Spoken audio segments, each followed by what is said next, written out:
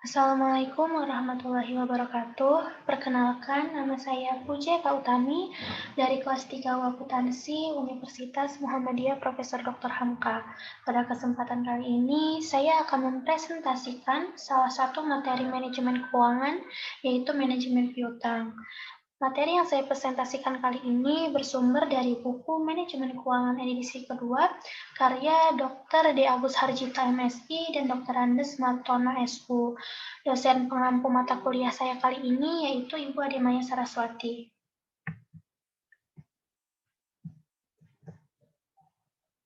Sebelum membahas mengenai manajemen dari piutang, mari kita pahami apa itu piutang.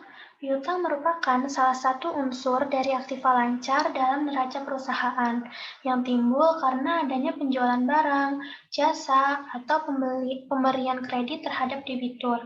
Lalu, apa aja jenis piutang? Jenis piutang itu yang pertama piutang dagang, yang kedua piutang wesel, dan yang ketiga piutang lain-lain. Piutang lain-lain ini mencakup piutang pegawai dan piutang yang timbul atas penjualan aset tetap. Namun, pada kesempatan kali ini, saya akan fokus membahas mengenai piutang dagang. Pengertian piutang dagang. Piutang dagang merupakan tagihan perusahaan kepada pelanggan atau pembeli atau pihak lain yang membeli produk perusahaan. Piutang dagang ini muncul karena adanya kegiatan penjualan kredit. Dalam transaksinya, penjual biasanya lebih suka melakukan penjualan secara tunai karena uang hasil penjualan tersebut dapat segera diterima. Namun karena adanya persaingan memaksa perusahaan untuk menjual secara kredit. Nah, kebijakan penjualan kredit ini tentunya akan menimbulkan biaya bagi perusahaan. Biaya tersebut antara lain administrasi piutang, biaya modal atas dana yang tertanam dalam piutang, biaya penagihan, dan biaya piutang yang mungkin tidak tertagih. Namun, meskipun banyaknya beban yang harus ditanggung perusahaan, kelebihan dari penjualan kredit ini akan meningkatkan volume penjualan perusahaan. Untuk itu, perlu diadakannya manajemen piutang. Apa sih manajemen piutang itu? Manajemen piutang merupakan pengelolaan piutang agar kebijakan kredit mencapai optimal, yaitu tercapainya keseimbangan antara biaya yang diakibatkan oleh kebijakan kredit dengan manfaat yang diperoleh dari kebijakan tersebut.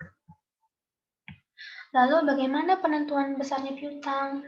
Besarnya investasi pada piutang yang muncul di perusahaan ditentukan oleh dua faktor. Faktor pertama, besarnya persentase penjualan kredit, dan faktor kedua, kebijakan penjualan kredit dan jangka waktu pengumpulan piutang atau jangka waktu penagihan piutang. Salah satu cara untuk menilai kualitas pelanggan adalah dengan menggunakan penilaian kredit atau credit scoring. Untuk menilai pelanggan dapat juga digunakan sistem 5K atau 5C yang terdiri dari karakter, kapasitas, kapital, kolateral, dan kondisi. Kebijakan pemberian kredit dan lamanya pengumpulan piutang ini sangat mempengaruhi pengelolaan piutang. Kebijakan pemberian kredit dan jangka waktu pengumpulan piutang tersebut pada akhirnya dapat digunakan untuk menentukan besarnya persentase penjualan kredit terhadap penjualan total. Piutang yang ditimbulkan karena penjualan kredit tentunya akan menentukan besarnya tingkat perputaran piutang. Apa sih perputaran piutang itu? Perputaran piutang atau receivable turnover merupakan periode terikatnya piutang sejak terjadinya piutang tersebut sampai piutang tersebut dapat ditagih dalam bentuk uang kas dan akhirnya dapat dibelikan kembali menjadi persediaan dan dijual kembali secara kredit dan menjadi piutang kembali. Nah, berikut ini merupakan tabel perputaran piutang.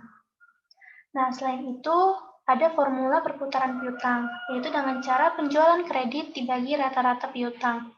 Tingkat perputaran piutang ini tentunya mempunyai efek terhadap besar kecilnya modal yang tertanam dalam piutang. Semakin tinggi perputaran piutang, berarti modal yang tertanam dalam investasi semakin kecil, karena dana yang tertanam dalam piutang semakin cepat kembali menjadi kas masuk. Kas masuk ini selanjutnya digunakan lagi untuk membeli persediaan barang yang kemudian dijual lagi dan demikian seterusnya. Selanjutnya itu ada pengelolaan pengumpulan piutang. Pengelolaan pengumpulan ini perlu melihat bagaimana prosedur yang digunakan untuk menagih piutang. Perjanjian yang tertera pada jual beli juga harus ditetapkan secara rinci dan juga jelas. Selanjutnya itu ada proses penagihan.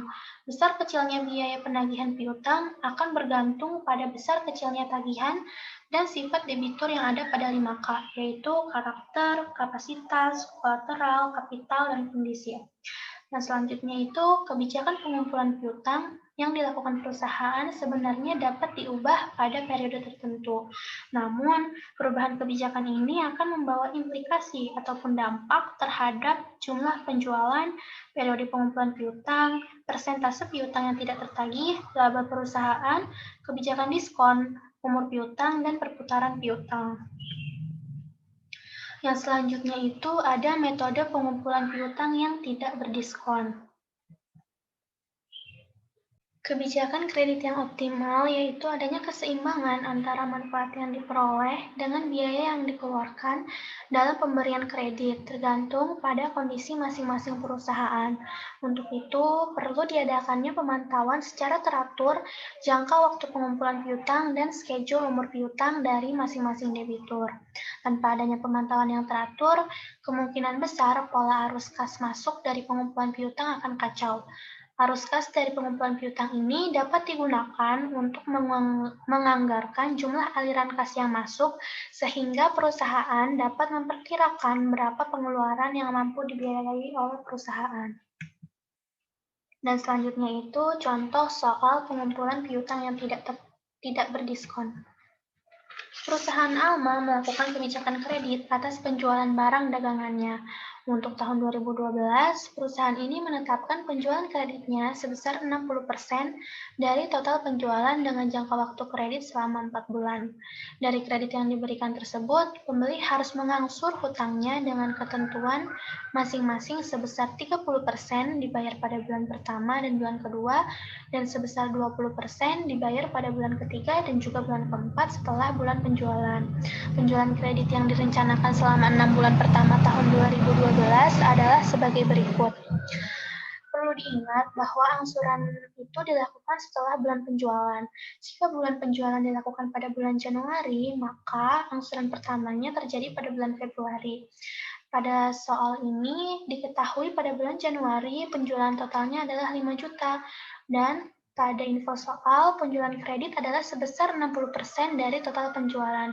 Sehingga untuk mengetahui penjualan kredit dapat dihitung dengan 5 juta dikalikan dengan 60%, maka didapat 3 juta rupiah untuk penjualan kredit dan 2 juta rupiah untuk penjualan tunai.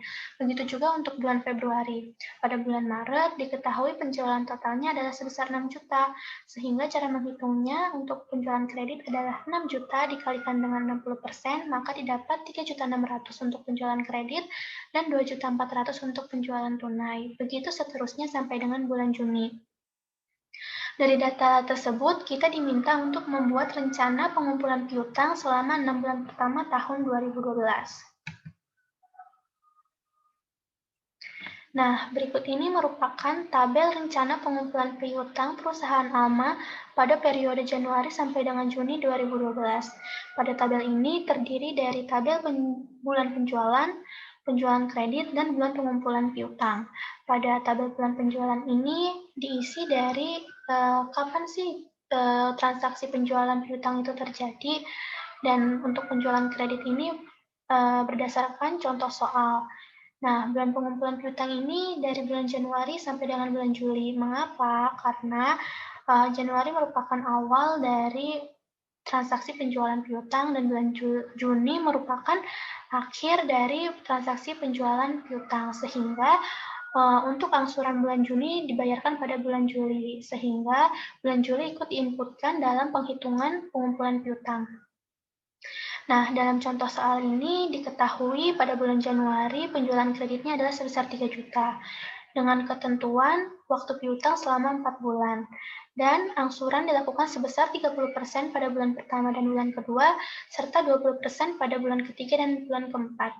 Karena transaksi penjualan terjadi bulan Januari, maka angsuran pertamanya terjadi pada bulan Februari dan angsuran keduanya terjadi pada bulan Maret. Untuk menghitung besarnya angsuran itu, dengan cara 30% dikalikan dengan 3 juta, maka didapatkan 900.000 yang harus diinput pada bulan Februari dan juga bulan Maret. Yang selanjutnya, bulan ketiga dan keempat jatuh pada bulan April dan juga bulan Mei, sehingga untuk menghitung jumlah besarnya piutang yang harus dibayarkan adalah 20% dikalikan 3 juta, sehingga besarnya adalah 600.000. Jadi penerimaan piutang pada bulan April dan Mei adalah sebesar 600.000. Jika dilihat, dari bulan Februari sampai dengan bulan Mei ini didapatkan total sebanyak 3 juta, di mana artinya selama 4 bulan ini telah terjadi pelunasan piutang sebesar 100%. Begitupun seterusnya untuk menghitung jumlah pengumpulan piutang sampai dengan bulan Juni. Dari tabel ini dapat diketahui bahwa penjualan kreditnya adalah sebesar 22.800.000, dengan bulan pengumpulan piutangnya pada bulan Januari adalah 0. Kenapa? Karena Januari merupakan transaksi awal penjualan kredit. Nah, terus yang selanjutnya pada bulan Februari adalah sebesar 900.000, bulan Maret 1.800.000, bulan April 2.580.000, bulan Mei 3.360.000, bulan Juni 3.840.000, dan bulan Juli 4.320.000. Yang kedua itu ada metode pengumpulan piutang yang berdiskon. Lamanya jangka waktu penjualan kredit mengindikasikan kemungkinannya adanya diskon bagi pembeli yang membayar lebih awal periode diskon maupun periode kredit. Kemungkinan adanya diskon ini ditunjukkan oleh syarat pembayaran seperti 2/10 atau net per 30. Maksud dari 2/10 ini adalah pembeli akan mendapatkan diskon sebesar 2% jika melakukan pelunasan piutang selama 10 hari setelah bulan penjualan, atau net per 30. Net per 30 ini artinya batas waktu pengumpulan piutangnya adalah 30 hari. Nah, adanya diskon tersebut menguntungkan bagi penjual dalam dua hal. Yang pertama, penjual dapat memperbanyak pembeli baru yang menganggap bahwa diskon itu merupakan suatu penurunan harga. Dan yang kedua, diskon akan memperpendek penagihan piutang karena pembeli akan segera membayar hutangnya pada periode diskon yang ditawarkan. Nah, berikutnya ini adalah contoh soal pengumpulan piutang yang berdiskon. Nah, pada soal penjualan yang berdiskon ini, cara menghitungnya itu kita harus memperhatikan syarat pembayarannya. Ketika pembeli itu membayar pada periode diskon, maka jumlah pengumpulan piutangnya itu akan dikurangkan dengan ataupun sebesar jumlah diskon yang diberikan. Berikut ini cara penyelesaiannya. Selanjutnya itu ada resiko penjualan kredit. Semakin tinggi permintaan atas produk yang ditawarkan, maka semakin menguntungkan penjualan produk yang bersangkutan. Penjualan kredit akan meningkatkan penjualan perusahaan, tetapi juga menimbulkan resiko.